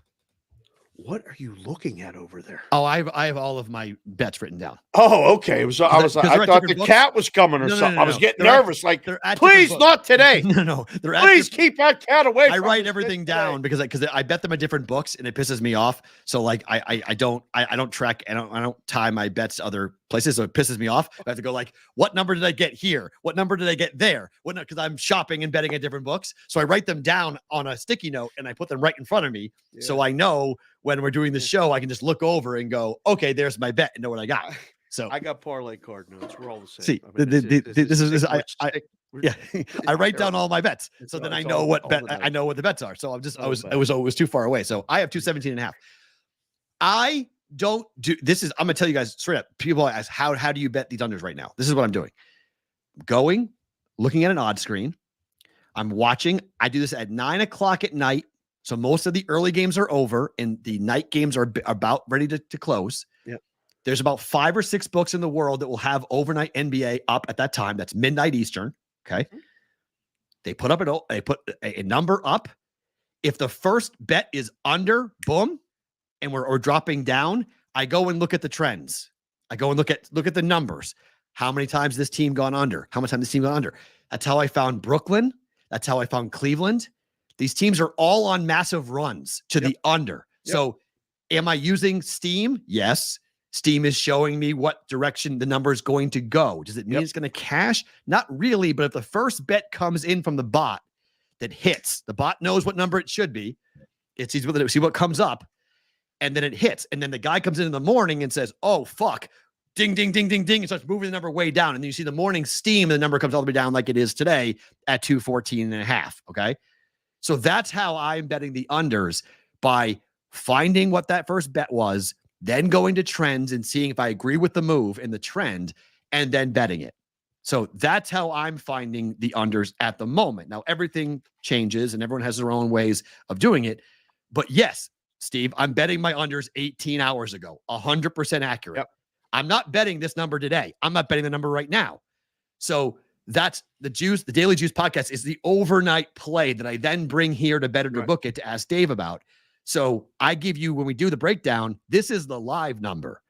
When we do Bet It or Book It, it'll be 217.5. And Dave can say, and that's where the CLV can comes in. And sometimes it's working, sometimes it doesn't. Yeah. So that's how I'm doing it. If you're curious as to how, Steve, and it doesn't always in hit. the chat. He said, is it too late to get in on the under? Matt, it's an 8-point movement. It is, if the number matters to you, it is. I start looking at the over.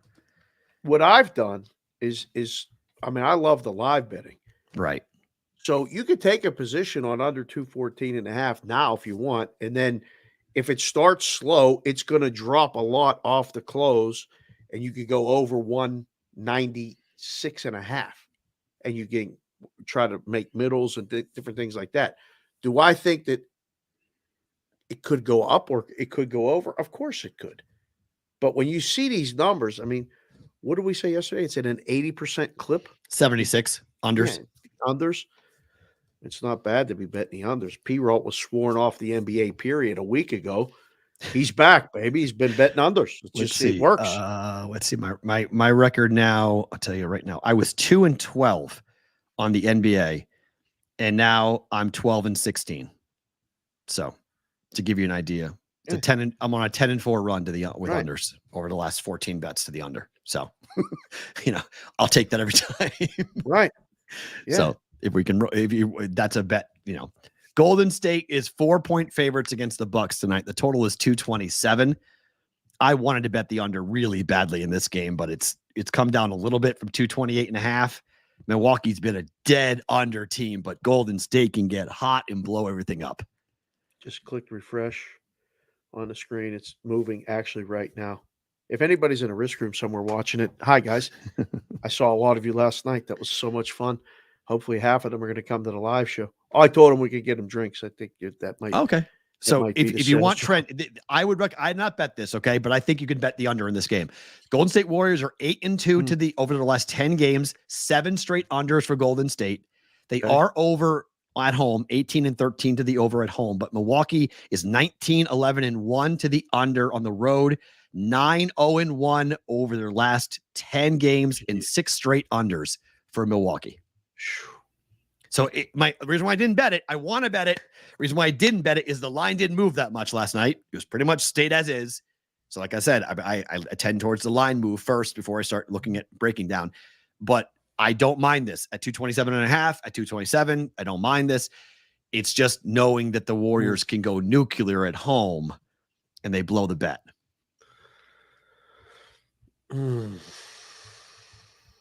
Yesterday we saw a total with Indiana and Dallas.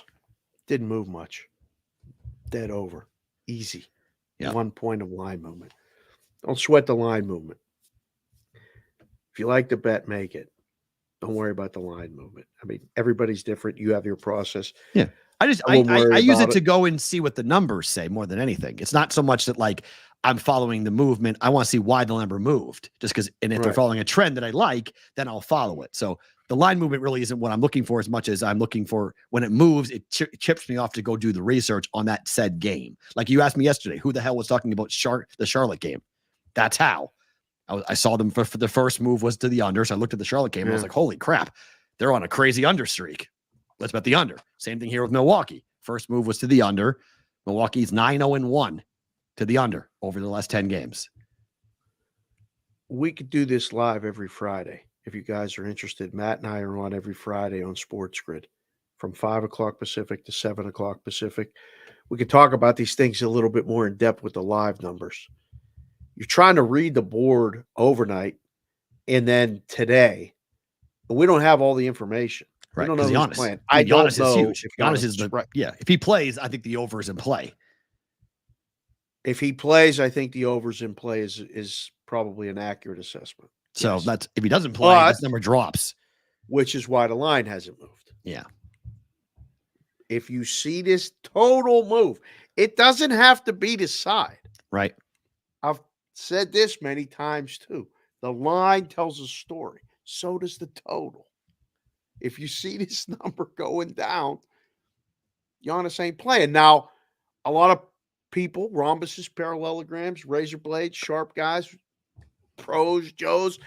The other day, the line crashed, total crashed. They were playing the Clippers at home. Milwaukee was a 5-point favorite, 4.5. It flipped all the way to the Clippers -3 because everybody knew that Giannis wasn't playing. The Bucks won outright, covered every number, the original number. So it doesn't mean it's winning. It just means you get a better number. Do we get 1,000 today? We're over 900. No way. Over 900. Do we get to 1,000 live people concurrently watching the show right now? I mean, At 900. that has to have value. That has to have value. If you ain't watching, you should be watching. It's pretty cool. Very cool. The live show is at Resorts World Thursday, March 21st, Friday, March 22nd. It's a place to watch the games. There's 7 no to 9, admission. 7 to 9 Eastern. Yeah, free admission to watch the games. Local time in Vegas, 4 to 4 to 6. 6. I mean, but we'll be there. It's the room. The room's there.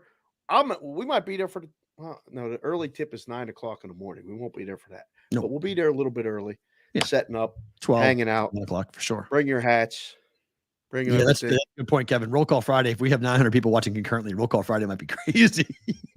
I don't think I would have the energy to do it. Oh my God. It's a good no. Here's why, because there's about 750 people watching on Twitter right now. So there's 150 watching live on YouTube. That's who the chat. That's why the chat is. So to be on Roll Call Friday, you got to be on the YouTube chat because then we can see it and make it easy. So 8-hour Roll Call Friday with these numbers. You're damn right, Jade. Oh my God. How many states do we have right now? We got to have over the number of states. Oh, without a doubt. I mean, but there's no way to track it on Twitter unless we're going to open up the Twitter app, and I'm not going to play with that. No, don't change nothing. We only got 15 more minutes of the show. Don't change nothing. All right, so let's run through some games quickly. Number one, Houston's laying 8.5 against Central Florida. There's only one bet in this game, and that's that way. Under? Uh-huh. Under the whole theme of the day is under the. Central Florida does not score at home, and Houston's not going to let them score tonight. No chance Houston hiccup here? If it does, it goes under. 10-7 UCF to the under, 9-6-1 to the under in the Big 12 play. Houston's been an over team, 7-3 to the over their last 10. The books keep making the number lower and lower and lower. I mean, you get into the 126s, 125s. They got to go over that. First move was to the over because of the trend. I'm going to fade it. I'm going to take the 131 and go under. Yeah, Houston first half has been very profitable. It did not hit. Listen, that's been not good in the last game. Did not hit the last game, but it's been very profitable. My guy Palmetto Yinzer gave me St. John's yesterday, first half against DePaul. The first halves against the crappy teams have been really good. Really good. Huge game in the Big East. UConn laying 5 at Marquette. No Tyler Kolek tonight for Marquette. Senior night for Marquette. Tough. Surprised this number's 5? No, should be higher. What? Should be higher. Really? Yeah. Wow. See what Creighton did to Marquette? In Creighton. At home in Omaha. Yeah. Don't matter to me. UConn needs a get right spot against a team that's in second place. Only thing is UConn doesn't need it. My fear is that UConn, their motivation, you're going to know pretty quick whether UConn cares or not. Really? Because UConn has the number 1 seed wrapped up. They won the league already. They won the Big East. Doesn't UConn have a really big game Saturday? Against whom? I don't know. No, they have the 1 seed wrapped up. No, I know, but a big game for the other team. A big game for the other team. Yeah. They play on Saturday? UConn plays Providence on the road. Oh, no. That's it. Yeah. Yes, Tyler Kolek is out, Joel. Yes, Tyler Kolek is not playing. He won't play again in the regular season. Best player for Marquette's not playing. May not come back at all until the tournament, the NCAA tournament. Not going to play in the Big East tournament for Marquette. So this is blowout? This is UConn by double digits for you? It could be, yeah. It's very possible. It could be. Yeah. A blind spot. I like this Marquette team. I have a future of this Marquette team. I like this Marquette team better in March than I do UConn. But I don't like this spot for Marquette at all. It's no. Okay. Yeah, I agree. Jade House should be 8 or I agree. Should be higher. The line should be higher. That's what I mean. That's Iguodaro being back is good, but Iguodaro is not going to have much success against the big for UConn. Klingen's he killed him before, and then Klingen will kill him. Put a poll up before we get out of here, and put a poll up right now. UConn -5, Marquette +5. Who you got? We got an instantaneous feedback vote right here from all these people in this chat. Thank you very much. I haven't decided yet which way I'm going to vote. Yeah, I'd lay it. I have it, but I'd lay it. with that. Tennessee at South Carolina. How about this game? This is a tough one. South Carolina's been awesome at home ATS. A lot of people talking about Tennessee being the team to beat. I can't hate it. Winning the whole thing. I haven't bought it yet. It's killing me. I'm shopping still to find the price I want. I want to bet it. Really want to bet it. I don't know. These teams have been pretty good, right? The favorites have been pretty good. 10-6 South Carolina ATS at home. 5-9 Tennessee on the road. Take the points. Dog. Take the points. I like South Carolina. BYU and Iowa State. I'm wearing it for the Cyclones. 7.5. It's a big number. It's a big number. It's a perfect number. It's a big number, though. It's a big number for Iowa State to cover. That's a perfect number. I think it falls right around. If Iowa State wins 6, 7, or 8. Yeah, so here's the problem, right? 14-0 Tennessee taking win it all. Not with Rick Barnes as the head coach. Wow. That's the problem. Right on cue. That's the problem. That was great. Anderson and CBW, like right on cue. Regular season Rick, he likes him to take it down. I don't know, man. I don't know. I lay it, Joel. Lay it with Iowa State. Is Rick Barnes still the coach of Tennessee? Yes, he is. Oh my goodness. Yeah. This is a real discussion point for a lot of people. Yeah, it is. It's tough. Iowa State wins. Yeah, covers. I don't know if they could kill him. They really could kill him. It's a good number. I'm staying off of it. I don't like it. I don't like it one way or the other. It scares the heck out of me on that. Buffalo at Toronto. Basketball? No, hockey. Oh, switch to hockey. Okay. Yeah. Toronto. What? University of Toronto? I was like, what did he do right there? Hockey. Total 6.5. Over to? Probably so. Buffalo just made a couple of trades. Guys, the NHL trade deadline should have been today because there's 1,000 trades that we can't cover. They've gone way too fast. If anything monumental happened during the show, we'll cover it tomorrow. But there's been 100 trades in the NHL today, which has been ridiculous. Buffalo made a couple of big trades with Colorado. Chris Brady likes team total over for the Sabres. Yeah, over for the game. Yeah. I don't know. There's 3 games today. Chalk, chalk, chalk. I don't think so. All 3 favorites win today. Colorado over Detroit. I think you get a great game there from Detroit. I think Detroit is live. Let's squeeze this in. Colorado's been great at home. Let's squeeze this in before we let go of sports.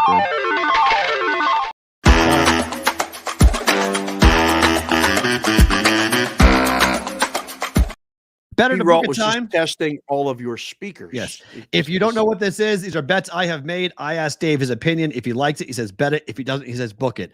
Under 225, Orlando and Washington. How about Washington being an under team at home? Orlando's on a run. I mean, a run. Unders. Playing really well. Unders, big time. Orlando's playing really well, and they're under machines. Washington is so bad. Orlando, 6 straight unders. Bet it. 15, 12, and 1 to the under for Washington at home, which is somewhat stunning. Cleveland on a back-to-back under 217.5 against Atlanta. Numbers got 3 points of CLV on this one. Yeah, 215, 214.5 right now at most places where you're shopping. I guess bet it. I guess. The number 1 team at home to the number, the Minnesota Gophers, 17-2 ATS senior night in Minneapolis, laying 4.5. Numbers 5.5 now, but I got the Gophers at 4.5 against Indiana. Better to book it. Stay hot, P-Roll. This is winning. Yeah, I agree. And then finally, under 131, Houston and Central Florida. Can't do it. Going against all the pros are betting over. Yeah, I got to book this one. This will find a way over. This number's too low. Central Florida going in on with that. Okay, so here's what we do, guys. We do a bonus time, which we're only going to do for a couple of minutes on the other side. We're going to say goodbye to SiriusXM and say goodbye to Sports Grid TV. Those are replays for you guys who are on Twitter, who are watching live. Do not move. Nothing's changing. But if you guys who are listening or watching, you guys, we're back tomorrow, same place, same time. Thank you for being here. We appreciate this. If you guys are new to the show, we do a thing called bonus time. Normally it's a little bit longer, but I have a midterm today for my UNLV class. So I got to get out of here quickly and get down to UNLV to have these kids go through kind of a hellacious situation, but it's a midterm, so we'll make them. What kind of midterm are you giving them? They got to sit on camera and actually talk. It's tough on a TV studio. It's not easy. Thank you for being here for you guys on SiriusXM and for you guys on Sports Grid TV. We're back tomorrow. If you're with us live on YouTube and Twitter, you get bonus time. 950 people watching the show at the current moment. We're almost to 1,000 live concurrent viewers. That is by far a record. Real quick, meet curtains or the green door. It'll go over 1,000. This was the one thing that we couldn't put on the screen from Steve Anderson from a rim jobs. Who was in charge of rim jobs? I don't know. Not me. What number would you guys be comfortable to bet Tennessee to win it all? Obviously 14-1, Steve. I mean, you want the better number. I want the bigger return. Well, no, I think ideally. Well, I don't know what has to happen for to get to over 15-1. Obviously, 15-1 is the buy point, right? They get 15-1, you can work with it. Right. I mean, 14-1. If they win tonight, it's going to go down. Is it? Is one game going to matter, or is it winning on the road against a top 20 team moves the number? Well, it just inches down. I mean, if they win tonight convincingly, cover the spread, blow them out. We're talking about it all day tomorrow, recaps and all this other stuff. If it's 14, it might go to 12. If it's 12, it might go to 10. Okay. And it's not going to move much, but it ain't going to go up if they win. If they lose, you could do it that way. So that's good. I don't know about the rim jobs. Not sure. Not sold. I'm sure. It's a big no. I'll give my answer right now. My answer is no. Okay. Straight up, no. There you go. There's your answer as to my opinion on that. It's no. Both giving and receiving. No. Soft rims. Soft. It better be soft. It was a hard rim. That would be really nasty. What? That'd be horrific. That's it was hard. terrible. Oh my God. And for you guys who are new, we do a thing at the end of the show every single day. It's called Favorite Thing About Today. It's when Dave and I talk about some positive thoughts, moments, events in our lives to kind of share with you guys what we are doing and living vicariously with you guys and through you guys. Your favorite thing about today is what? Well, obviously, this influx of people coming to watch the show. That's just great news on the fly as we go. I can't even read it. AOW, and I cannot. I can't. It's a good thing. We have to go. What do we do? What do we do? We're going through fetishes now? I don't even know. I mean, that's a freak thing. You're right. Football guy 97. Where did you go to school? Lancaster? What the hell? I got daughters in college. I don't want to hear this. No shit, right? What the hell? No, seriously, my favorite thing about today, two things. One, take a moment, pass my condolences to Cam Stewart. And you guys know him from Sports Grid. He lost his mom last night, and he'll be off for a little while. Just one of those things. I literally just found out right before the show. So if you know Cam, if reach out, just pass along condolences. At Cam Stewart on Twitter, I believe. Yeah, at Cam Stewart Live. I think it is at Cam Stewart Live. But my other favorite thing about today was I went to the game by myself last night. No idea. Just gonna go grab a drink and I ended up getting a bratwurst with peppers and onions, and was really good. And nice. I was just going to watch a basketball game, and it turned into a reunion, and it was great. And it was just like it was when I went to North Carolina to see Kylie play softball and ended up with Mikey Awesome and his wife. Right. We ended up watching a game, hanging out together, and then all went out afterward to Naked City Pizza, eat wings, tell stories. Adam Hill had me in stitches laughing. It was so funny, him telling the story. We're going to have him on the show to actually give us the play-by-play. But him tripping on a step right in front of Aiden O'Connell and the rest of the Raiders staff. And it was hilarious. It was absolutely hilarious. So we got to take in these times that we get with each other as much as we can. And that's kind of what we've done with this show. I did make it on TV. That was actually, that was a lot of fun. And a lot of people saw that as well. You never know. I got texts and DMs from every time zone watching that game right there. That's Rexy. That's Lindemann. Ronaldo was in front of us. The Murrays, Tim and John were in front of us. Mo was in front of us until he stood up in front of us, and then he was really. Do you think they put you on? Do you think they put you on because it looked like you were pissed off? No. It was because I literally think I was wearing North Carolina hat and sweatshirt blue, and stuck out. And were they talking about Carolina on the broadcast, and that's why that they put you on? I have no idea. I have no idea. I have no idea. But it was fun. The whole night was fun. We had a State of the Union discussion about this business that somebody might pay some big money for consulting rule. I don't know. But we solved the world's problems in about an hour and a half after the game. It was great. Men, women, boys, girls, take time to be with people in your life because you never know. You just never know. It was a lot of fun. That was my favorite thing about today. And we almost got a dime. People watching right now. Yeah, that's really, I mean, that's my favorite thing about today is if you are new, okay, if you're watching and you're new, at Boston versus the Book, or our handles are right there, our Twitter handles, give us a message, send it to us, tell us what you think about the show, tell you, was it your first time watching? How did you find it? Where did it pop on your screen? And why did you stay? Because that's the cool thing about this is that, look, our average watch time, as we know, is around 45 minutes. People coming in and watching the show. We do it. And that's real. Like, that's we real. ain't got no reason to lie about that. No, that's real. That's real. So, but today, I don't know if we did it, if we can do it with our numbers on Twitter, but I can't wait to see the numbers that Twitter gives us back on today's show, because this was a unique, really fun experience. And we will be back tomorrow, hopefully, to do it all over again. Hopefully you guys will give us a shot to come back and watch the show for a second time. So we do get a little loose in bonus time, in case you're curious. I know some people swear occasionally in the first hour 40, but in the last 10, 15 minutes of the program, it's kind of on, it's a little loose, as we say. BVB bonus time, but that's our time. That's for the OGs. That's for the newbies. That's for us. That's real talk where, you may get a shit or you may get someone taking a shit.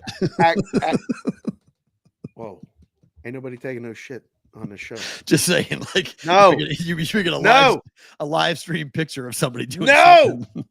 I'm just saying, don't need that.